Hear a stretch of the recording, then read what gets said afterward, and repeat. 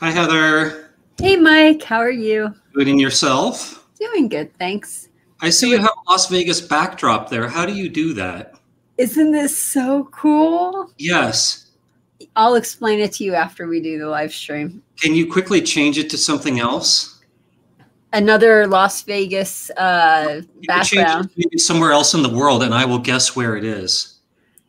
Okay, but I have to set that up first. So let's do that next time. Okay. Okay, sounds good.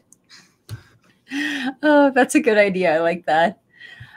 So how have you been? What's new with you? I'm fine. No news is good news. Nothing really that interesting to report since the last live stream, but yeah, nothing to complain about. You can see that I'm wearing my football jersey because Sunday is the Super Bowl. And before anyone says it, yes, I know the Seattle Seahawks are not playing, but this is the only one I have. Do you have any predictions for the Super Bowl, or do you want to talk about the Super Bowl real quick before we get into the questions?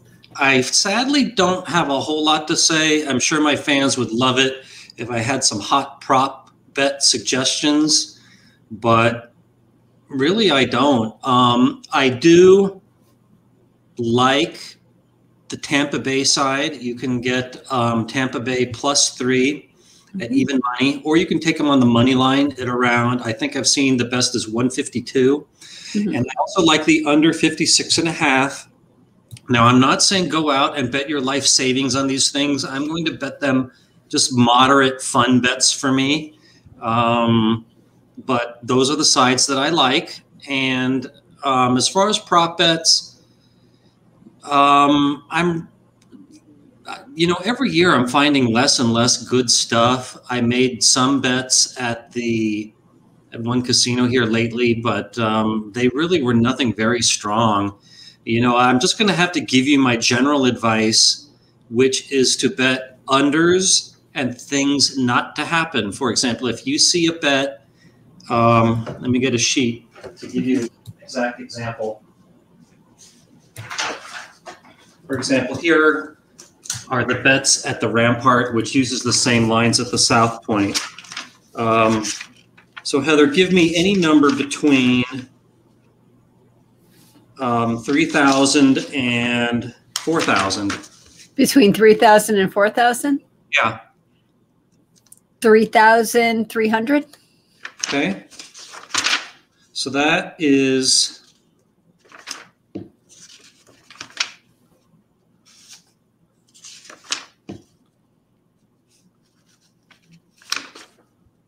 $3,300. I'm just going to have to go with the closest one to that, which is 3,329. So this is the first rushing attempt will be by Patrick Mahomes, will be over 5.5 yards or under 5.5 yards. If you see an over and an under, bet the under, and it doesn't matter what the prop bet is, unless I'm not going to say it's true 100% of the time, but if you're a recreational bettor, always bet the unders. And there's a whole bunch about whether or not something will happen. For example, will there be at least one scoreless quarter? Bet the no. Will there be a score in the first 5 minutes and 30 seconds of the game? Bet no. Will there be a safety? Bet no. Will there be an overtime? Bet no. Will there be a 2-point conversion? Bet no. And there's a whole lot of them, like total, say, touchdown, like longest reception in the game by Travis Kelce will be over under 23.5 yards. Again, bet under. It's either under or no. It works every year. And I'm not going to say you're going to make tons of money doing this, but I think you would have a small advantage just doing this blindly. Cool. Especially if you go to a casino like the South Point or the Rampart that has 20-cent lines. And what do I mean by a 20-cent line, for example? Will Tom Brady throw a fourth quarter touchdown pass? I'm just going to try to show you guys this. You see where it's -110 and -110? That means they're 20 basis points apart, which is good. Most places are 30 basis points apart. In fact, let me show you another one. So if you guys have any questions about the Super Bowl, go ahead and put them in the chat, and we will answer them in just a sec. Okay, for example, here's station casinos. You see, team to commit the first turnover of the game, minus 110, minus 120. So those are 30 basis points apart. That is bad. And most places are 30 points apart. So take advantage of those 20-cent prop lines wherever you can. Let me just show you one more. Will there be a 2-point conversion attempt? These are from the Boyd Gaming / Coast Casinos.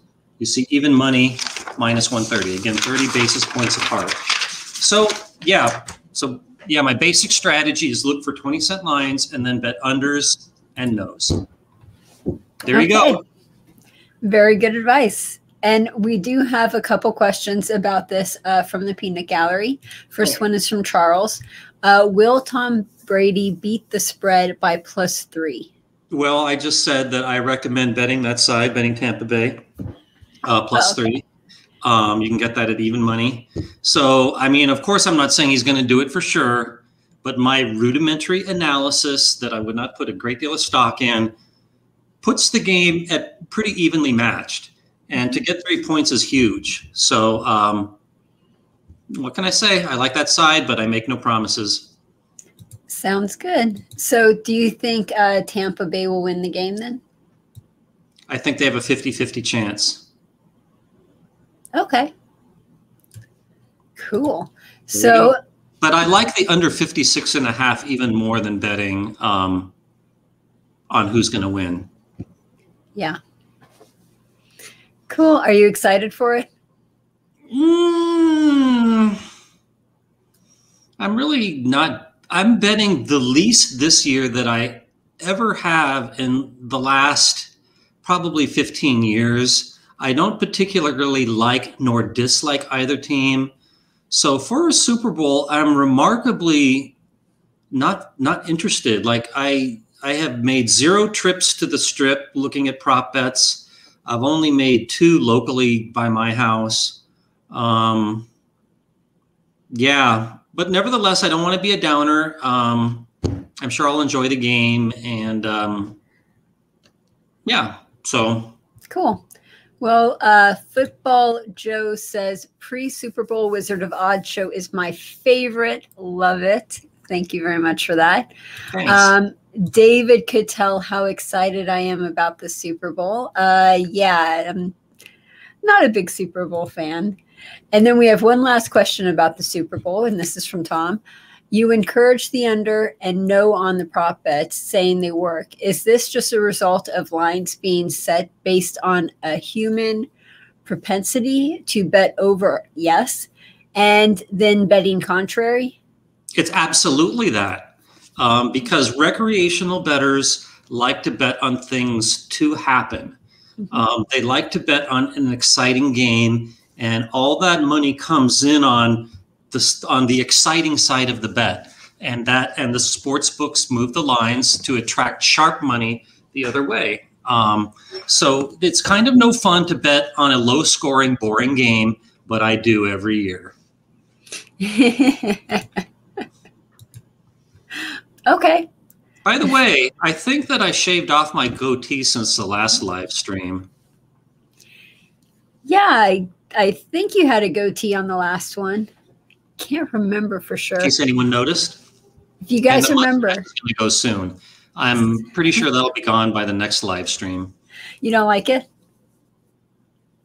I'm getting so many negative comments about it that I look like an aging porn star.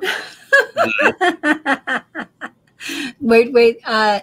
Tom says, thank you for answering. And before we move on, let's see it up close. Let's see that mustache up close. No, I think it's the glasses. Here's what I look like without glasses. Very cool. Okay, give me a question. Okay, next question. We are going to CSL in the casino. Will you please determine the probability of completing the marching soldier strategy in craps? It starts with a $5 place bet on the 4. And then if that hits, it moves to the original bet and all the winnings to the 5. Repeat all the way across to the 10 and add a few bucks for proper bets along the way, ending with 1,200 win total. Off the top of my head, I've never even heard of that before, and I don't want to slow down the whole show to do a lot of math on that. So I'm afraid that kind of question is more appropriate to ask me in my forum at Wizard of Vegas. Okay, so they go to wizardofvegas.com and then they just post up a forum. Post a question in the forum. Don't ask it to me directly. There you go.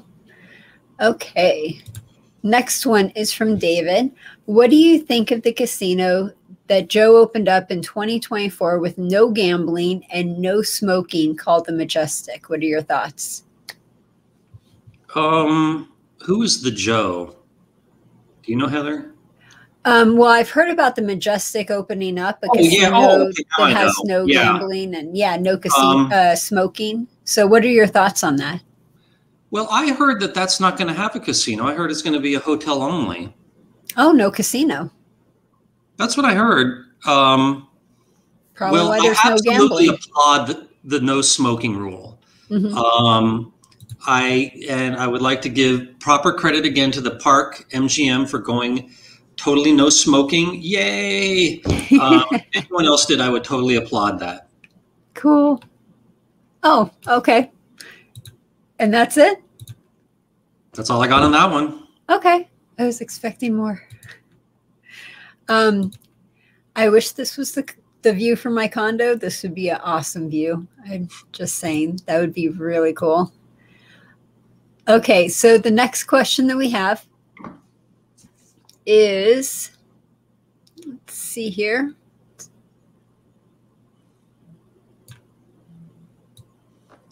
A lot of people are talking about Tampa. What is your opinion of the knockout system of card counting? I like it. It's a pretty easy form of card counting. There's no running count to true count conversion. I haven't verified how good it is myself. The book claims that it's about equally as powerful as the plus minus. It's written by Olaf Van Keur, I believe, who I respect, so I wouldn't doubt him. So yeah, I think that for a beginner, that would be a good one to learn. But it's not what I use. I learned the plus minus. That's what I'm used to. And I think once you know one, just stick with it. Very cool. And I think somebody asked about taking insurance on a 20. No, bad idea. If you're not a card counter, then never take insurance. And it doesn't matter what you have, including a blackjack itself. Right. So the question was, when it comes to a blackjack, is it a good idea to take insurance only on a 20? And thank you. It's a good idea to never take insurance. So never. It doesn't matter what you have. Even if you have blackjack. In fact, another bad thing about taking insurance on a 20 is you've got 2 10s in your own hand, probably. It might be an ace and a 9, but chances are it's 2 10s. So that decreases the probability that the dealer is going to get a blackjack because you took out 2 of the 10s from the shoe. Sounds good. And then on the same note, don't take even money if you have a blackjack. Yep, which is the same thing as taking insurance. Same thing. Cool beans. So the next question after that was from James. What is the least risky way to get the points for comps in a casino? I heard that video roulette can add up to the points pretty well without losing a lot of money. I would be okay. It can be done with no risk at all by betting opposites in a game or in roulette and then covering the 2 zeros. And however it's possible, the game might not give points for that. Like a lot of people who want to rack up points for mailers is what they will do is they will do what's called the do-we-don't, where they bet both sides on a craps machine, which has a lower house edge than roulette. and then they will just split the wins and losses privately later. And so some of these table game machines, in fact, lots of them don't award points because the house edge is so low compared to slot machines. So I would first make sure that the machine awards points, and I would definitely do craps before I would do roulette. Cool. Now, remember, you guys, if you have a question that you want to ask Mike, go ahead, put it in the chat. We will answer it here in just a second. One question that we have is from Mo the Cat. What is your thoughts? What's your opinion on the coin toss that they have for Super Bowl, heads or tails? Yeah. Hi, Mo. Nice to see you again. Yeah, so they take that, for example, right here on this sheet in front of me, you can see bets on the coin toss winner, the coin toss result. Will the coin toss winner win the game? And they have pretty good lines on them. Now, why they have them different, this is weird. They have minus 103 on the coin toss result, but it's minus 108 on the winner and minus 104 on will the coin toss winner win the game. I mean, why do they have to do that? I mean, you know, why can't they all be the same? It's like they're all exactly 50-50. But yeah, if you can get those low juice lines, by all means, it's probably going to be better than making any other bet randomly against a 20 or a 30 cent line. So why not? Now, one interesting one is what will be called on the coin toss. And heads is always a favorite. And I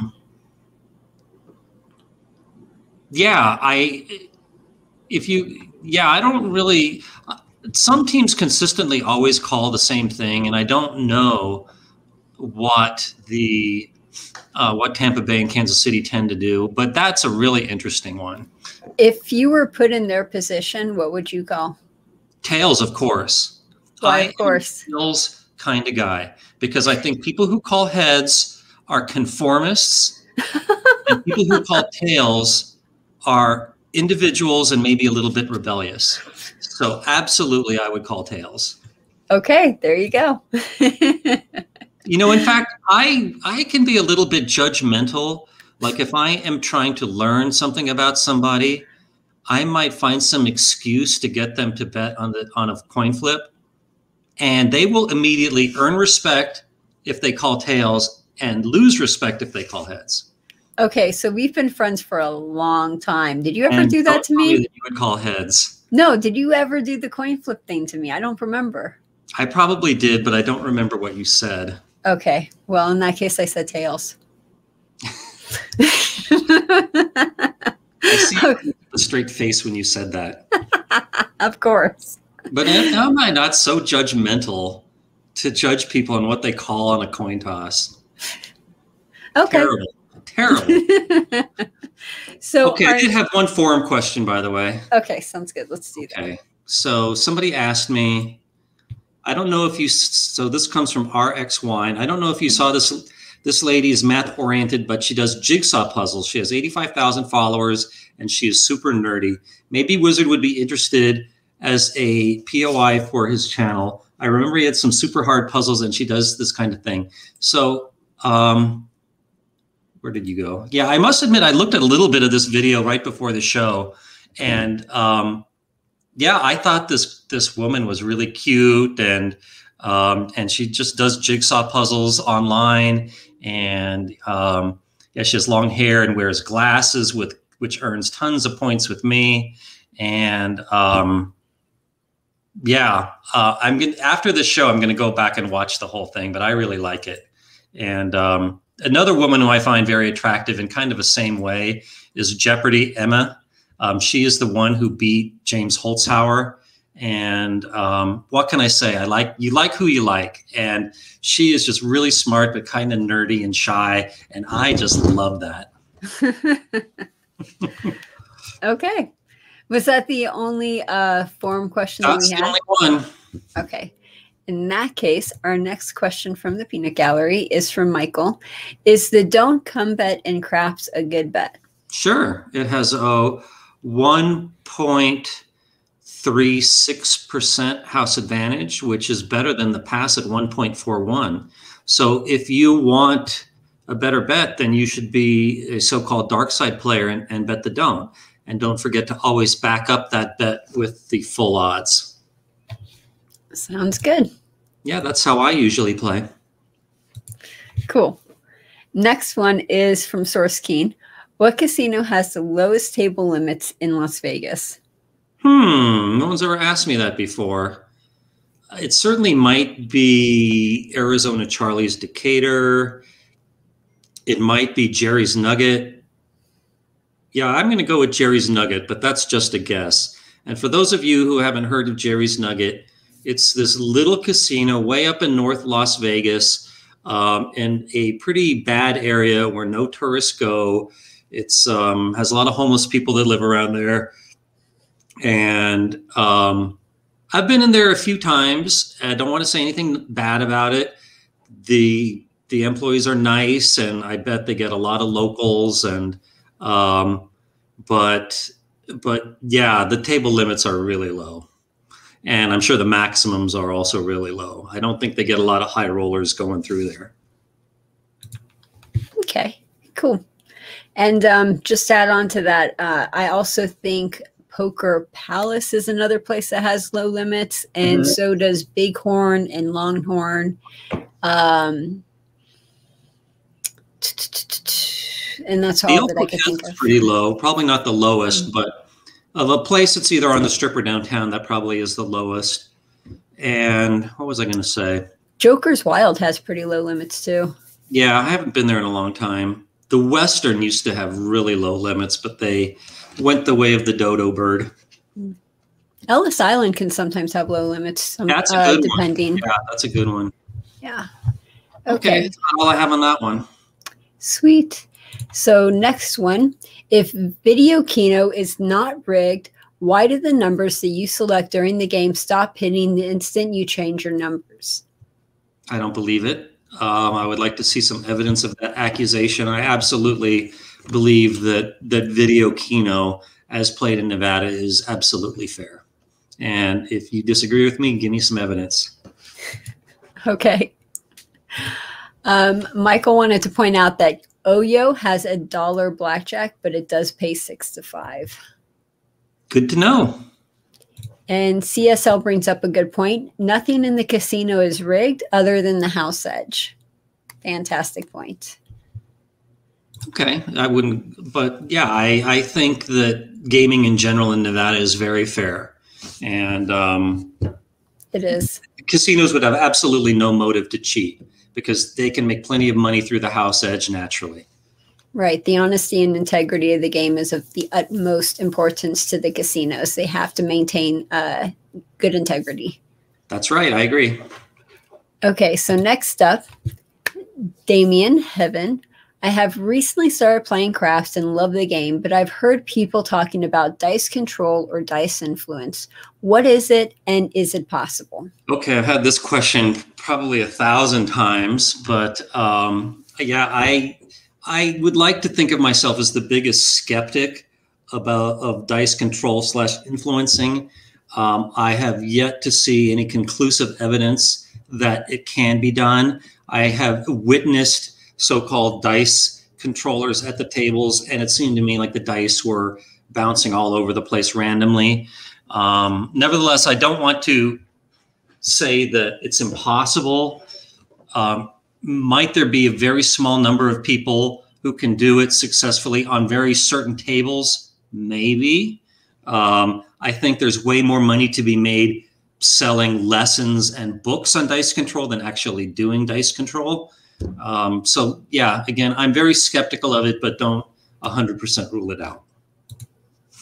Okay, cool. Okay, so next up, are you sharing what you are betting for the Super Bowl, and are you sharing that on your website? Well, I'll tell you some bets I've made. Okay. Now, these are not great bets. I think they're very marginal.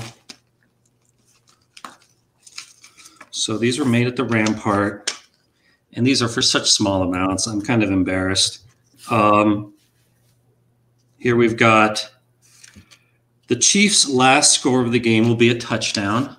I laid 190. Oh, just a second. Can you do that one more time? Sure. Here you go. I've got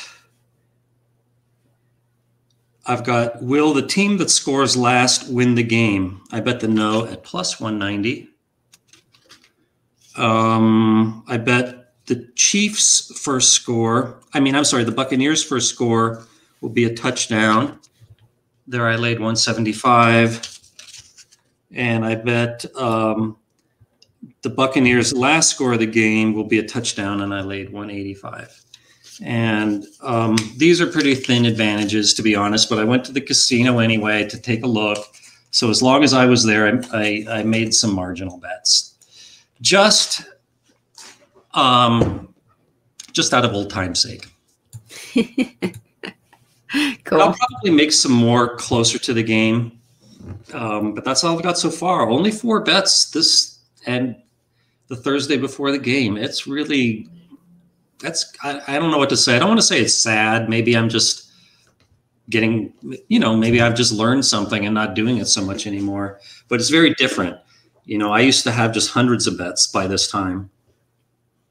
Okay. So, okay, give me another question. Next question. Does the method of shuffling, hand versus automatic, affect the player's probability of winning over the course of a night of playing blackjack? No. So let me define some terminology here. An automatic shuffler will take a whole shoe of cards and shuffle them. And the way it works is there will be 2 sets of cards, the blue set and the red set, for example. And if they're dealing the blue cards, the machine will be shuffling the red cards. That is just as random as a human shuffling the cards. Now, there's another shuffler called a continuous shuffler. And what that does is after the dealer deals around, he or she collects all the cards, puts them in the shuffling machine, and the machine will randomly insert those back in the shoe. And that actually has a slightly lower house edge. And the reason is not in the way it shuffles, but in the fact that it doesn't use a cut card.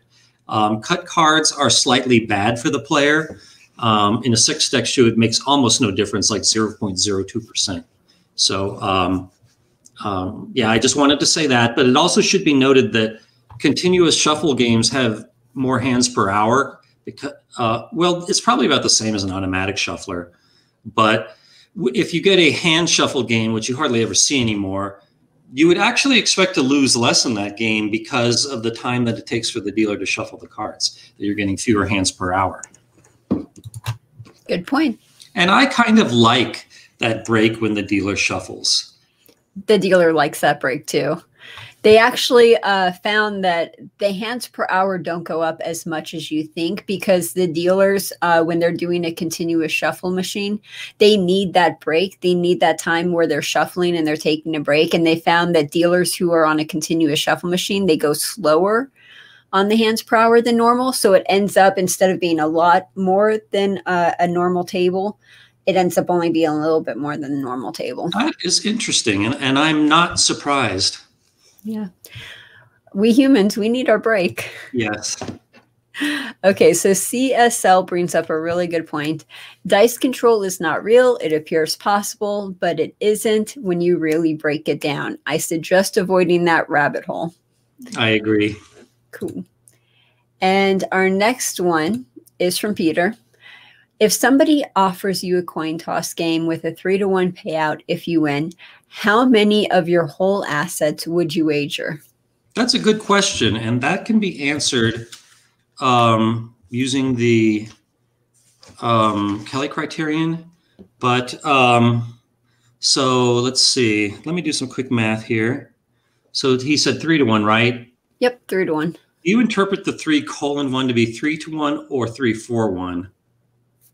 3-2-1, it looks like. Okay, so So that would have a 100% advantage.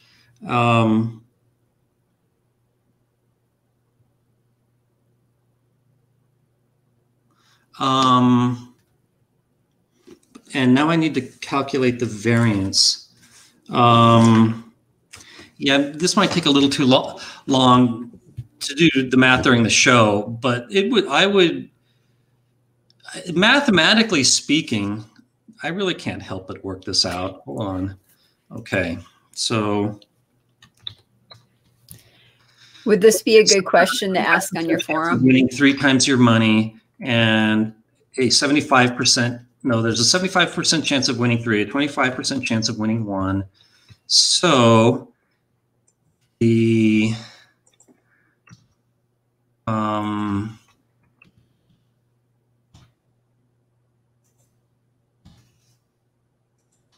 so this, contrary to what I just said before, this has a 200% advantage. And no, wait a minute, I'm sorry. So I was right before, it's a 100% advantage. And now let me find the variance. Can you see me, Heather? Yeah, we could see you. You're like on the whole screen. Now you're on the side screen, but. Okay, the math suggests on this bet, you should bet 25% of your wealth. Wow. And what does it mean that that's the optimal bet? That if you could do this all day long, betting 25% of your wealth would double your money with the least number of average bets, with the least number of expected average bets. So yeah, and if you wanted to double, triple, quadruple it as quickly as possible, that would be what you should do. Now, however, if this was a one-time only thing, would I have the courage to bet 25% of my wealth? No, I wouldn't. I might only bet, I don't know. Well, that's a difficult question because it depends what you consider your wealth, and very little of my wealth is liquid. But I don't know, but I would certainly bet, I don't know, probably $25,000 to $50,000 on that. Okay. Personally. Cool. So our next question, what are your thoughts on the all, tall, and small bet? They're sucker bets. Let's pull up my website here, give you a quick refresher on that. Cool. So and I go to odds, I go to craps, I go to side bets. So the all, tall, and small are also called bonus craps, I believe. Where do I have that? And while you're looking for that real quick. I'm sorry, I clicked the wrong thing. It's okay. I was just there. So the small and the tall.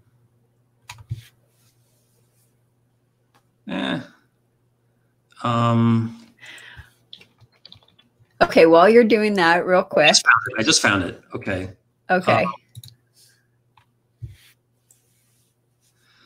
Okay, so the small and the tall, if they pay 30 to 1, that has a house edge of 18.3, and the all, if that pays 150, and these are the usual pays, that has a house edge of 20.1%. So these are very high house advantages. I definitely file those as sucker bets. Now, the one good thing I can say about them is they take a lot of rolls to resolve, so you get to kind of enjoy the fun of that bet longer, but mathematically speaking, they're terrible bets. Okay, what did you want to say, Heather? While you were looking for that, I just wanted to say to Wild Foodie that this is the type of question that would be excellent for the forum. So if you go to the Wizard of Vegas forum and ask this question, that'd be a good one to ask.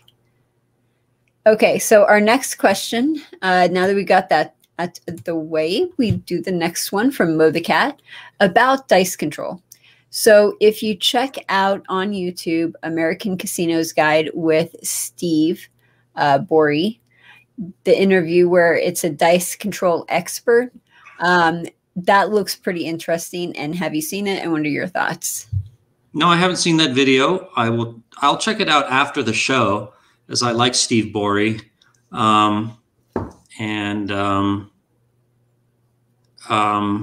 Yeah, I'm interested. I'm always interested to hear the other side. So I will check it out. And someone asked me again the next live stream. Sounds good. Moving on to our next question. And if this is too technical and should be like sent to the forum, just let us know. I understand that the Ultimate Extras Hold'em has a 2.185 house edge, but I have also heard you say that it has a house edge of 0.5%. Is it because of the 4 times raise that you can make? Okay, let me try to clear this up here. There's a lot of confusion about how exactly the house edge is defined. The usual way it's defined is the expected loss to the original wager. Now, but that leads to the question, what is the original wager in Ultimate Texas Hold'em? Because you have to make 2 wagers, the ante and the blind. So the 2.185% is the ratio of what you can expect to lose to the ante bet only. So that's a good way of estimating how much of a bet, how much money you might lose over time, according to what your starting bet is and hands per hour. However, a good measurement for the value of a bet, in my opinion, is how much you can expect to lose to everything that you bet. And so with Ultimate Texas Hold'em, there's a lot of raising going on, up to 4 times the ante bet. So if you take the expected loss divided by the average bet between the ante, the blind, and the raise, you get a very low house edge of 0.5%, which makes Ultimate Texas Hold'em one of the best casino games in terms of odds. So that it's one of my favorite games, and I highly recommend it as long as you play it properly. And it's not easy to play that game properly, just to warn you.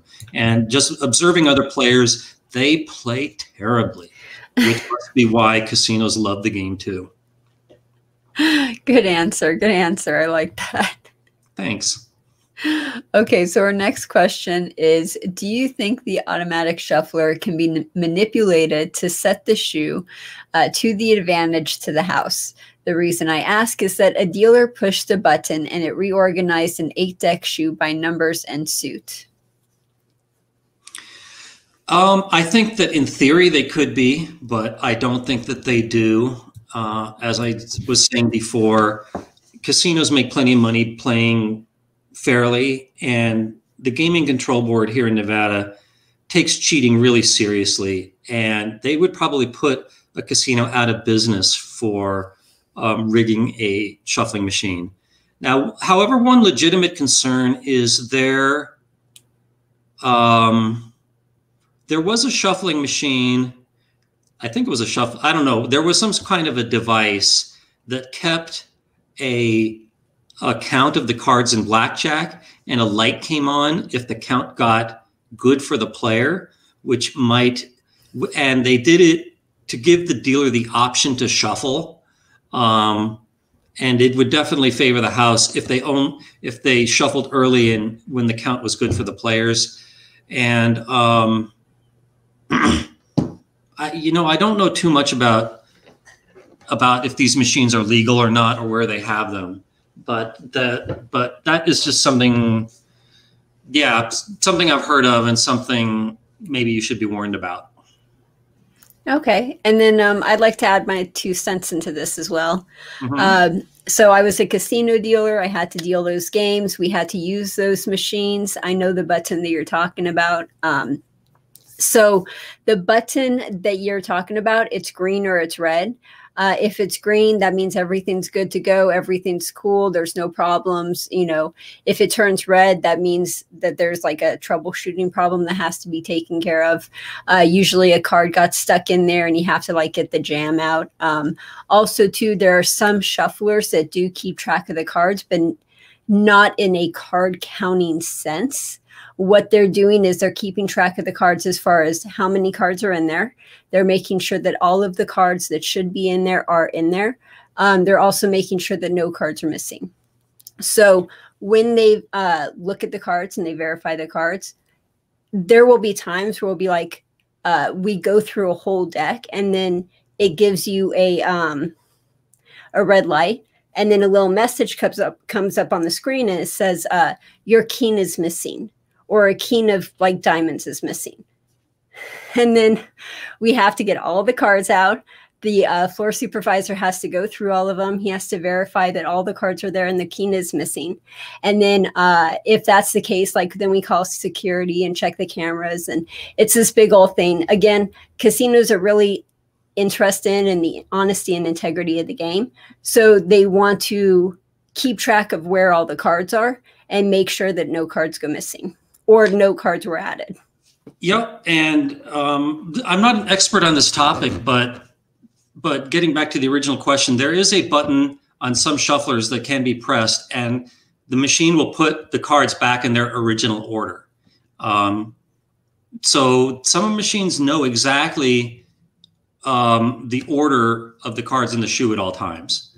And for example, there are some Pai Gow poker tables where there will be like a display that will tell the dealer the house way for how to set his hand. And how does it know what the dealer's cards are? It just knows, because when the dealer got his cards, it knew everybody's cards. And so that eliminates the dealer perhaps making a house way error. So that technology does exist. So as long as it's not abused, like by shuffling early in a good count, I'm totally fine with it. In fact, I think I like it, as it makes the game safer. Okay, cool. Okay, so our next one.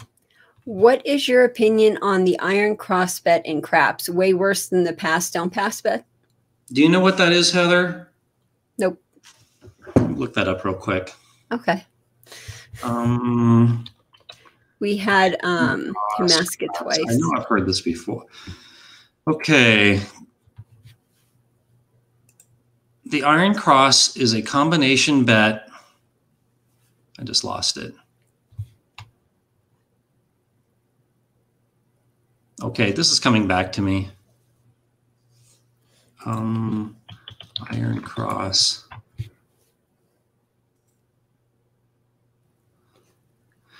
The iron cross is a combination bet on two sets of numbers, the field plus place wagers on the 5, 6, and 8. So, you know, there's better ways to bet and there's worse. I would certainly only do it if the field bet pays the low house edge of 2.78 as opposed to the stingy 5.56. How can you tell the difference, you might ask? If both the 2 and the 12 pay 2 to 1, that's the stingy rules at 5.56% house edge. If one or the other pays 3, then you got the low house edge of 2.78. So then you're mixing in the 6 and the 8. Those are at 1.52. And I think it said the 9, either the 5 or the 9. I think that's at 4. So taking kind of a blended average of all these things, it's probably going to be at around 2.5%, which is not too bad. I mean, there's way worse bets you can make, like anything in the middle of the table. But you could be doing so much better by just making come bets and taking the odds. So, yeah, I can't say that I recommend the iron cross, but there are worse things you could do. Okay. Okay. Oh, there we go. Next one is from Trey.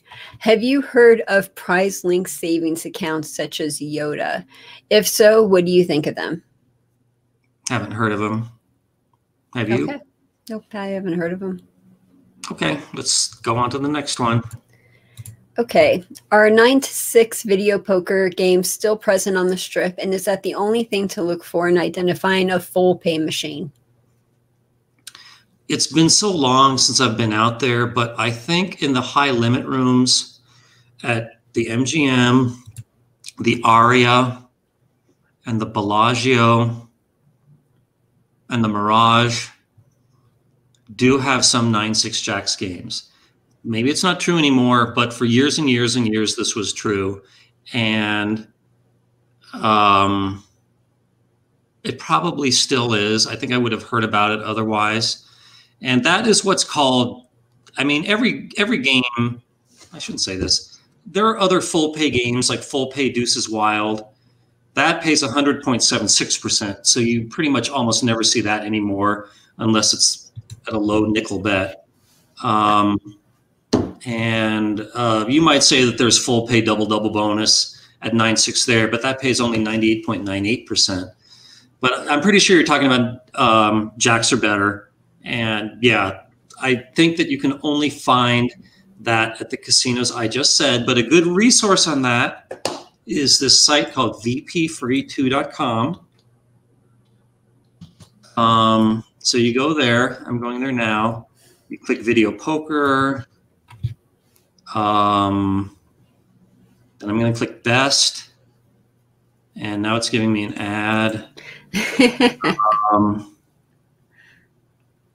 Okay.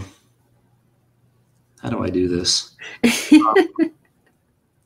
Is this Las Vegas? It's not saying the casino names.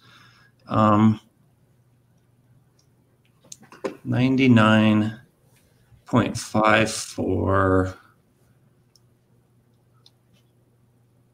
Okay, I'm going to click on that. They redid this site, I see.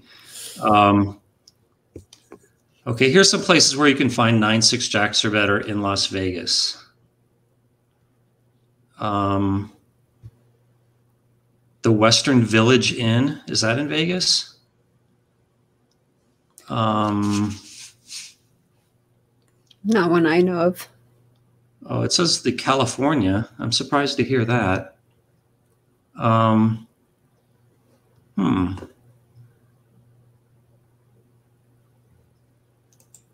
Okay, let me click on Nevada here.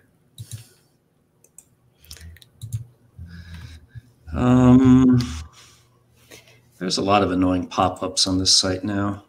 Big Boy says, thank you so much for explaining that. And he has definitely seen those really bad players who we were talking about.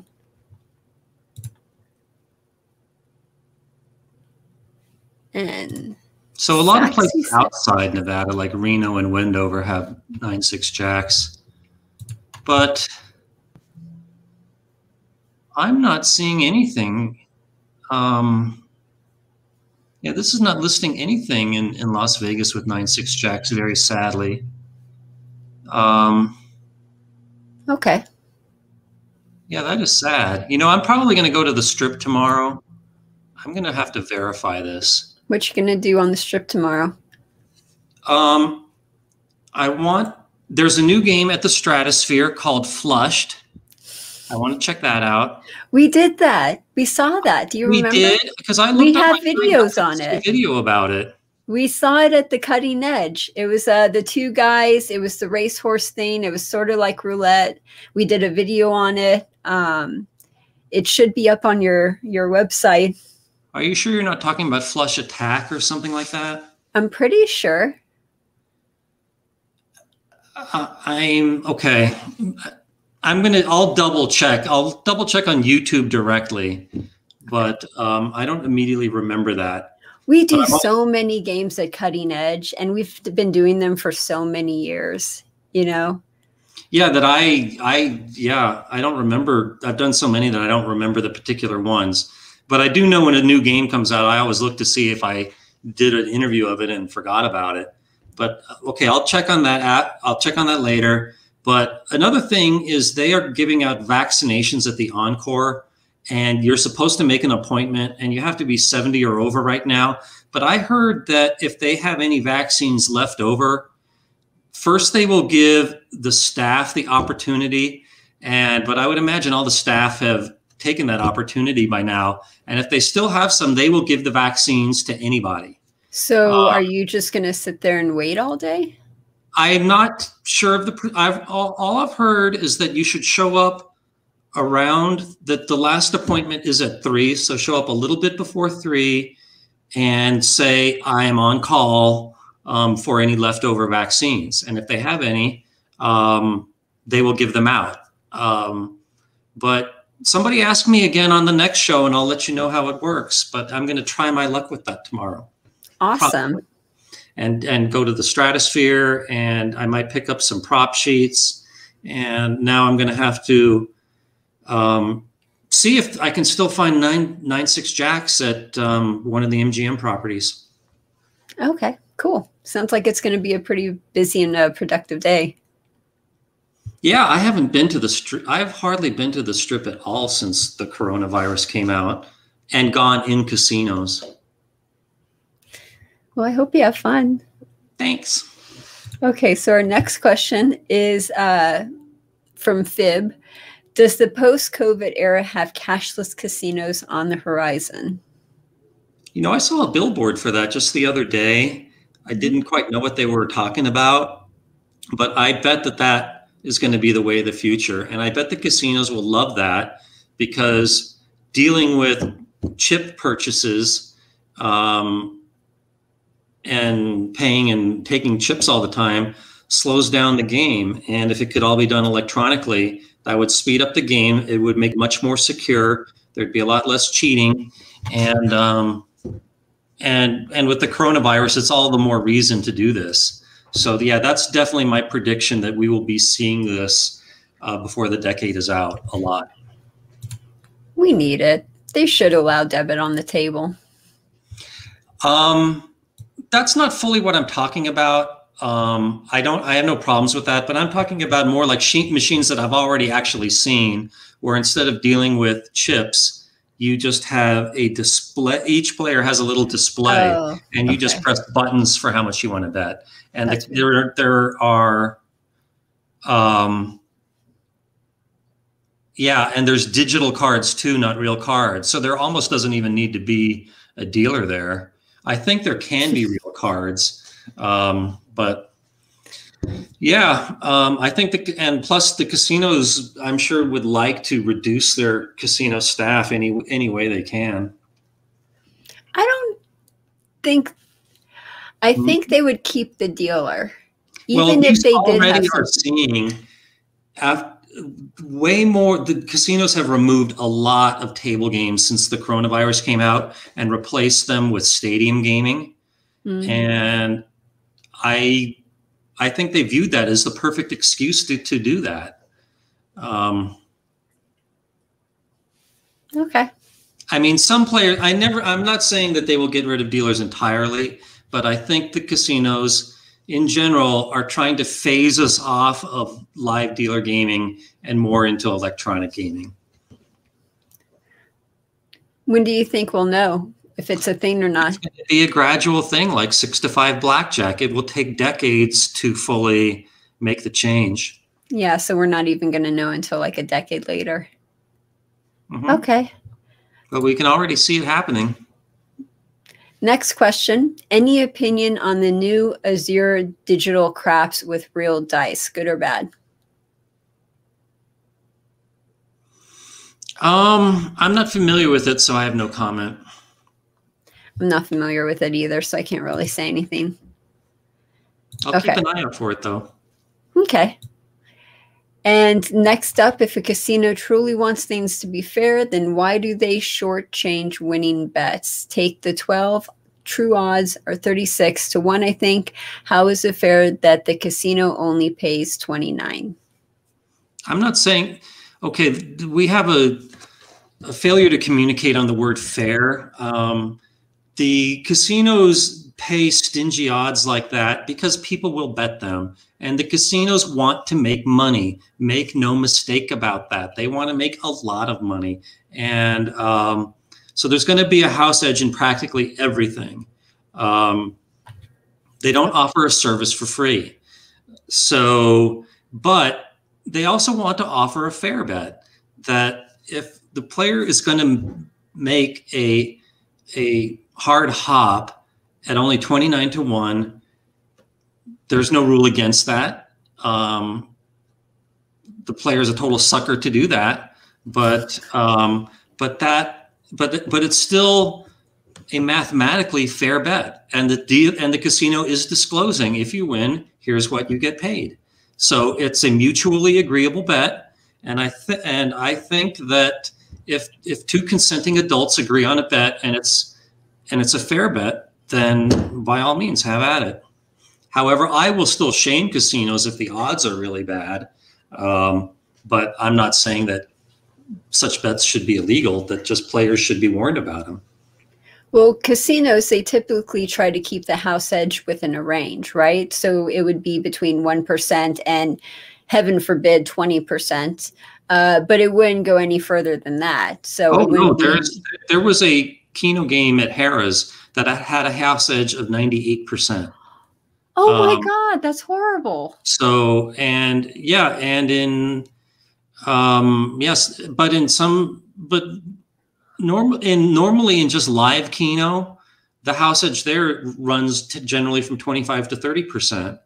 And okay, but not talking about Keno or anything, like table games only, would it be about 1 to 20? Yeah, there is a regulation that new games cannot have a house edge over 25%. And however, there's a bunch of old games that got grandfathered in. And so yeah, that's why there's kind of that limit there at 25% for new games. Okay. Okay. Now, side bets, can they go higher than 25%? I think in general not. Now it gets kind of murky with progressives, and most of the time progressives will have a house edge higher than 25%. So, but yeah, but I'm pretty sure that side bets in general have to be above that, have to be below that 25% house edge. Okay, cool. And furthermore, I think it would be bad business to have a house edge higher than that, because players would quickly feel, you know, I'm never winning on this thing, it's a sucker bet, and they would quit betting it, and then the casino would make less money. So there, you have to, it's a balancing act. The house edge, there's a certain sweet spot you have to find. Okay, cool. So our next question is from Doug. My local casino has good Jokers Wild, but I see different pay tables and versions out there. How can I differentiate between them? I have already learned the job strategy, but Joker Poker seems new. Yeah, he means jacks are better. So my website has hundreds and hundreds of return tables for video poker. So you go to video poker, go to return tables, go to Joker Poker, then go to the particular kind, whether it be kings are better, aces are better, or two pair better, and it will show you a host of pay tables and what they return. And then you can also go to the pay table, to the strategy generator, put in your pay table, and it will give you a strategy. So I have everything you need at Wizard of Odds. So hopefully that answers your question. So I need to leave promptly at 4 today because I have to go play pickleball. So let's have two or three more last questions. I see Elliot Jacobson's name. So what does Steve P have to say? Elliot Jacobson deleted my comments, and I told him how a martingale could defeat the house edge if allowed a 600th step, and he got mad and deleted my post because in a fair roulette game, highest record is 62, I think. Well, what you said is not true. The martingale will not work no matter what the cap is. I mean, there is a certain chance that you will lose 600 bets in a row, and it doesn't matter what the world record is. Just theoretically, you could go 600 bets in a row. And by the way, nobody has enough money. Like, let's see how much 2 to the 60th power is. Okay. So that, if you started with a penny and could double up to 600 times, you would need, okay, so there's millions, billions, trillions. You would need, millions, billions. You would need 11 quadrillion, 529 trillion, 215 billion, 46 million, $68,500. So nobody has in the quadrillions of money. So it's kind of a ridiculous, impractical question. You know, as to Elliot deleting your posts, he probably doesn't want a lot of nonsense on his forum. A lot of people say I should do the same thing, but I don't. So that's all I have to say on that. Okay. And it is 4 o'clock exactly. Should we call it a day? Yes. So thank you, Heather, for joining me. Thank you, audience, for coming. Thank you for all your questions. Enjoy the Super Bowl. Remember, at the beginning, I said Tampa Bay and the under. And be safe, behave yourselves, and I'll see you next time. Have a good one.